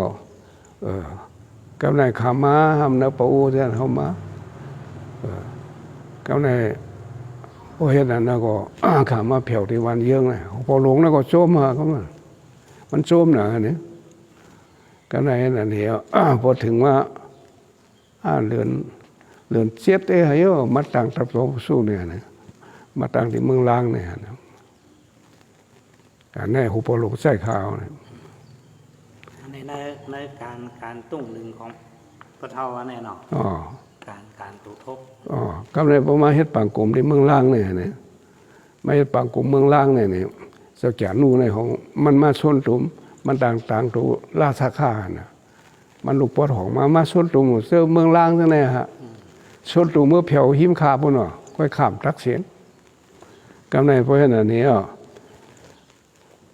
ทางสากลเชิงในของเมื่อกว่าเขากว่าซ่อมกันเขาลงมาย่านเกียงตองเนี่ยนะก็ในเพราะฉะนั้นเนี่ยในสากลเชิงว่าเอาพอเอาบุกมันอันพอเท่าไรเหตุการเกี่ยวกับนักศึกในหมอก40-50 ปีอยู่เนาะเขาเฮ็ดต่อพอถึงกึดดื้อขาเฮ็ดซึกปูเนี่ยเห็นก็ว่า50เนาะกึดดื้อกำเห็นก็ว่า50 2กันเฮ็ดทางกำมันเฮ็ดทางกำเฮปะโอ้งกันบนมา10กองเฮากำไรปุระมองเขาว่าอายุในการอยู่ในการศึกการในหมอกตั้งแต่อายุไรก็เฮ็ดกะล่ะหมอก20จังได๋ฮะเข้ามา17ถึง18นี่เนี่ยต่อบ่ถึงอายุต่อถึงตัวเร็วเนี่ยต่อถึงเขาบ่มาอยู่ดีเนี่ยอยู่ดีก็อันตั้งที่คุณสาไปวางเครื่องนั่นน่ะเนาะอยู่นั่นของตึกเหตุการณ์กว่ามาในเมืองไต้ของทุกเรื่องนั่นแท้เฮียงเก้าปากไว้ในเฮียงเก้าปากเขา15เขาอยู่ดีเนี่ยเฮียงเก้าปากเขา11เดือนให้อ๋อครับเปลี่ยนเรือนอังกฤษได้10เรือนฮะเรือนใต้ได้เป็นเรือน11ครับเปลี่ยนได้ข้ามผางาบแล้วนะข้ามห้วยไชนะข้ามมาเปลี่ยนกันนะก็เป็นแน่เมื่อในตั้งเสียงระฆังก็ออกนะติดเลยชุดซ้อม11 โมงก็เป็นแน่ในตื่นต่างวันเกิดพอเท่าวันเมื่อในนั่นนะไหลมาเหตุการณ์ดีกู้สู่ตำดีวัดฟ้ามีเนไหลกับซ้อมสังขารเลี้ยงดูพี่น้องไหลเอากู้สู่มาในเจ้ากู้สู่ยอดตุลิงามกำนึงชุดปอดในขย้อนติปทว่าเฮ็ดสังไรเนื้อเมืองไต้ในเมื่อเร็วได้ก็กูนไปพี่เข้ามาในเมืองไทยวันคืนกูนไปพี่ในเมืองไต้ก็มีอยู่บางตึกก็อ่างเย่าสิบอกในขย้อนฝักลูกหลานเฮาเตเฮ็ดหืออยู่เตหือเศร้าเตหือเฮ็ดสร้างเขาบ่จังกะเจียนกว่าเข้านาในขย้อนตั้งหันถึงหันไหนค่ะนะจูมีเขาย้ำที่ตลอดในนะหากพวกเราสุต้องปันในวันเกิดวันเมื่อไหร่กันนะครบ85 ปีเนาะสุต้องปันอะไรกะเตียนในเมืองไต้เฮาอะไรกะเตียนสังขารเจ้าก็อะไรกะเตียน ก็เป็นในมีอันหยาบเกิดมาเดี๋ยวในตั้งแต่สังขารเจ้าตั้งแต่ก้นเฮินก้นวานตัวหย่อในเมืองได้ปอดการปอดกลางปอดห้องมีดังหยาบเกิดอันเข้าอยู่ในเมืองไทยก็ซ้ำหันข่าวอยู่ผู้ว่าแน่ก็มีดังซื่อสาเกี่ยวใจก็เป็นในนางหือตีเจียวอะไรตั้งกัดเย็นในย้อนให้ขอมุมมองนะให้สุต้องเหมือนอีกหนึ่งในการตั้งอันถึงพวกสกูว่าเส้นเนี่ยหนึ่งเนี่ยเมืองไทยเนี่ยเราเนี่ยสุขสร้างยอดซึกเลยตั้งเจ้ายอดซึกกองเสียวเครื่องซึ่งได้ตับซึกซึ่งได้เมืองไทยปอดสารอันดังสาวปางเขาเป็นนาซึกกันหน่อยเป็นนาซึกกันในสาวปางเขาเนี่ยครับป้าว่าปลากุนหลอยปลากูก้างกำไรขางก็ห้ามหลอมสี่ก็ขางได้ว่าแบบป้าเขาก็เอาก้นเขาแถมหมดกำไรมาตึกกองเสียเอาขึ้นซ้ายตับศึกสึงใต้เนี่ยซึกคำจุ่มเหนียวไว้ฮะเนี่ยกำไรเห็นไหนเห็นก้าคำก็ป้องมันวันให้เนี่ยป้องมันถ้าว่าลองช่วยแถมดีมันเขาลองช่วยแถมดีมันเนี่ยม่านปันของเงินล้าน$60เนี่ย$60 ล้าน$60 ล้านกำเนิดเขาอุกกันนั่นสวรรค์ที่บิงว่าที่หูดีครับก็คือในเขาตีให้ถือเขามันดีนั่นกะอันเขาหลงในคณะเจ้าเดี๋ยวเนี่ยเมืองใต้เนี่ยตาตีหลีเนี่ยง่ายๆครับไปหันเส้นตั้งเนาะไปหันเส้นตั้งครับก้อยกาปอดในใต้ต่อใต้เนี่ยพี่มีปัญหานั่นเขาดีมีเจ้งคือโลในกี่ใครก็หยาบครับกี่ใครก็หยาบเพราะนั่นแต่สังขารเจ้าว่าก้นวานก้นเมืองว่าในเมืองใต้เขาก็ไปจ้างลาดว่าตีกัดเย็นเมื่อไหร่กำพองย่ำในมือเฮินเยี่ยวลงมือเหลียวในต่อถึงมือในบางตึกยินข่าวไปเขาก็ต้อนทันแต่ว่าข่าวเงาในเฟซบุ๊กในไลน์เนี่ยมันออกมาดังขึ้นดังวันในเต็มเมื่อตีเลยให้ถือเขาเมื่อไรก็เช่นป่วนมาปีกายปีอ่อนเนี่ยเสือซึกย้อนทุกย้อนให้สังขารเขาพ่อยกลมตีให้กระทบตั้งเสือซึกได้มาทบเสือซึกได้ไล่สายกูมิ้วก้นเจ้าป่ามาทบเพราะมันไล่สายกูมิ้วเนี่ยก็ในสังขารอันกว่าเนี่ยเจ้าป่าคำทบพันตัวเร็วเนี่ยเราทบตัวคำทบอันนี้มันไล่ทบก้นปัจจัยเนี่ยในสังขารอันเขาก็หูใครฮะเนี่ยตาไปกับทบสปางเนี่ยนี่สปางย่อมทบพันเนี่ยสปางเนี่ยมันขับทบไปนะเป็นไงก็เป็นในตาหางมันดีในปะเท้าหันถึงจึงคือกว่าเมื่อนาในหางมันดีในหางมันดีภายในไวๆนั่นเขาตีเลยให้ถือกันนะมันไปหันตั้งครับเมื่อเร็วเนี่ยว่าอีกไม่ขี่เบื้องหลังเขาเป็นเขก็ในสปางในเบื้องหลังในเป็นว่าก็ในโกก้างเขาเป็นเขเบื้องหลังเขาเป็นเขก็ในก้นลอยเนี่ยมาปึงอิงเสาปางปึงอิงว่าพี่น้องก้นลอยน้ำสันเนี่ยมาปึงอิงเนี่ยพอเฮ็ดไหนมาเนี่ยยี่สิบชิดเนี่ยปีเหรอป้อมปีสิบชิดเอาเนี่ยเขามาอุ่มตั้งมันอุ่มที่ปางทางรู้เนี่ยกับอุ่มตั้งมันเนี่ยก็ปกชุกก็เลยครับตัวเจ้าหันได้ต้องเลยเป็นทั้งอะไรได้นะเขาย้อนป้อนมังกรที่พอเท่าลาดปันลองว่าหางมันกัดเย็นเมืองใต้เนี่ยพอหายกัดเย็นเนี่ยกวนนั้นเหตุการณ์เมื่อเร็วเนี่ยซุ่มบิบกองกลางมาซุ่มเหตุการณ์เมืองมาเนี่ยเขาหลกช่อหมาหน้าเขา1ช่อหมาหน้า2ช่อล้อผ้า3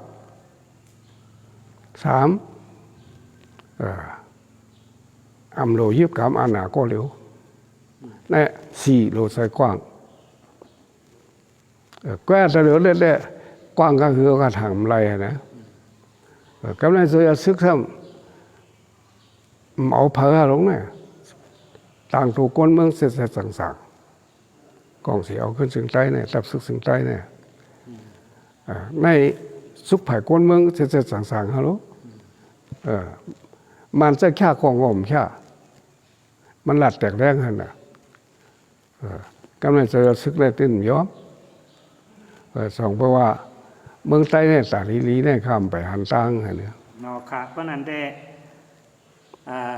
กูก็ของบุ้งมองหามันดีในย้อนเฮาพระเจ้าเมตตาปันผู้ถอนยี่เนาะเขาอะไรตั้งกัดเหนียวปอกกำลึงชุดแน่ขนาดอันนี้แหละก็เบิดจะคั่วก็ย้อนไหลกำมาเนาะก็หนึ่งนี่แหละใต้ต่อใต้อย่าไปให้ยื้อกันให้กึดนะสองเสาเคิมในเมืองใต้ในกรมเราไล่ยื้อกันสองเสาเคิมเมืองใต้ในเราไล่ยื้อกันสาม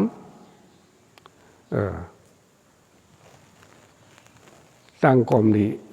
ยานสังขายกรมดีก้นเมืองเหอยู่กลางให้เลยอุบตั้งสองฝ่ายอันนี้ได้เผออันนี้ก็ขัดถางแต่เจ้าปากเขาในคำพับเฮ็ดไรมันก็กัดเย็นนั่นนะเนาะขัดถางได้เจ้าปากคำพับ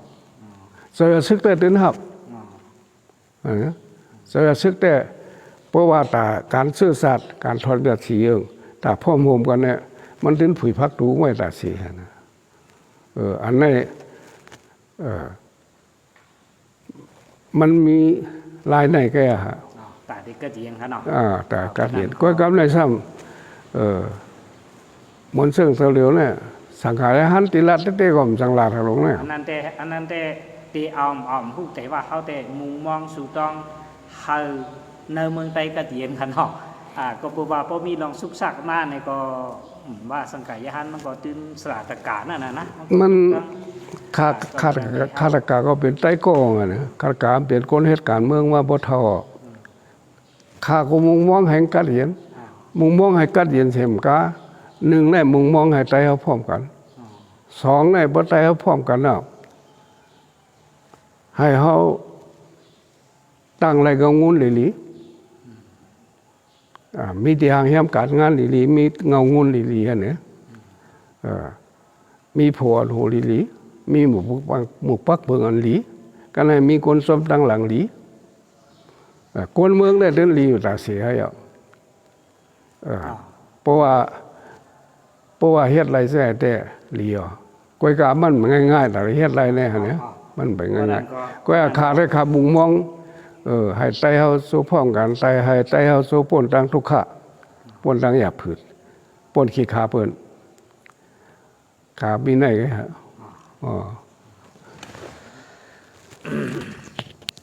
ปนังก็จมซื้อค่ะเนาะเมื่อในเลยมาย้อนตื่นตังข้าวยามปะเทาเฮาติติวะก็เปิดข้าวยามเฮามันอีเป็นข้าวยามซุ่มซ้อมกวยกาวันเมื่อในอันปะเทาหันถึงได้ว่าตาได้กัดเย็นนั่นเฮาหลุกเกี่ยวยอมมาหน้านะรอผ่าโตสะมาหน้าเฮาในพระเป็นเจ้าก็ตื่นฮ้อนโลกาหลวงในพอเฮาปล่อยวางอันเป็นรองโลภะโทสะโมหะมานะกิเลสหลงเงาหักกิเลสหลง3อันนี้ก็ติกัดเย็นก็บ่นั้นแน่กูก็กูกนมุงมองว่ามุงมองลองในเมืองไต้กัดเย็นเจ้าคือไต้กัดเย็นในเมืองไต้กูหมู่กูจุ่มก็มีตังลองปล่อยวางปันกันใช่แหละหาลอกลายตาได้อุบโอกันใช่แหละหาเมืองไต้กัดเย็นในเมื่อในเมตตาปันถึงกูก็กูกนหามีตังซื้อจากทางมันเนาะเมื่อสุงค่ะ